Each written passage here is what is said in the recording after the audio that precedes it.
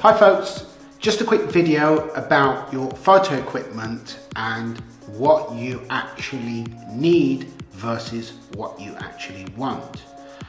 Most people who will be watching these videos, amateurs, prosumers, the odd professional, but not that many professionals I would imagine. So if we rule out the professionals who are buying camera equipment based upon their needs and based upon their ongoing equipment acquisition, be that at the medium format level or at the full frame level or mirrorless, depending on their circumstances. For most of us, keen amateurs, prosumers, we've had the DSLR for quite a few years now.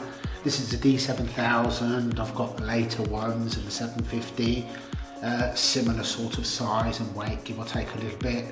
Fantastic cameras, I love the ergonomics, I've always been Nikon myself. Brilliant, but there's the weight and the size. I had a couple of spare lenses and a flash and a couple of accessories, and you do have some hefty weight, especially when you're traveling. Because of the weight of the camera, you then actually need a more substantial tripod to support it.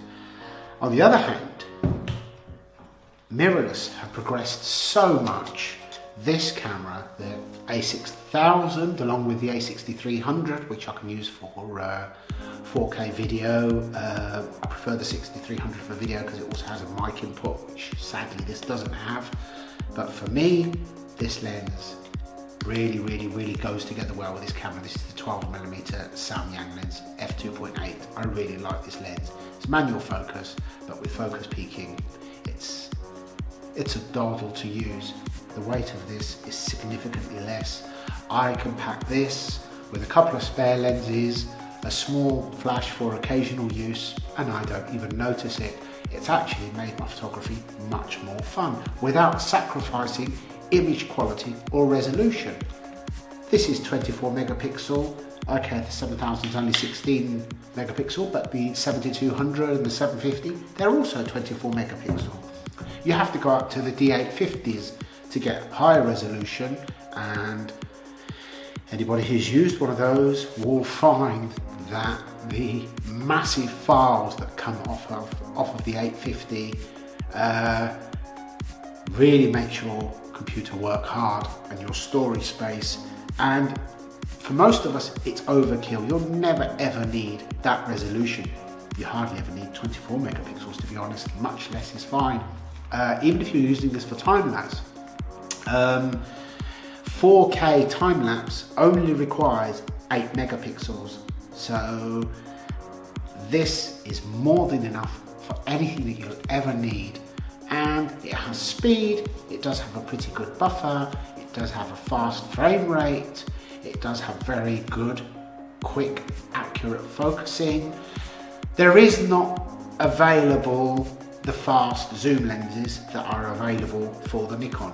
I wish that Sigma would release their 17-50 zoom lens with optical stabilization to fit directly on here. I wouldn't want to fit this with an adapter because add this much to the length, it just becomes too much. So it would be nice to see Sigma come along with a 2.8 standard zoom designed for this, which would be handy to use at times.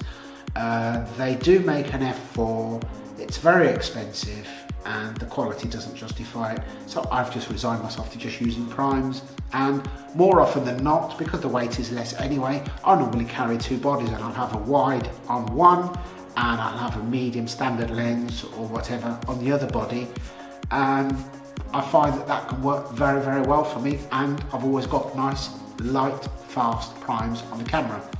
So realistically, before you buy anything, think about what you actually need.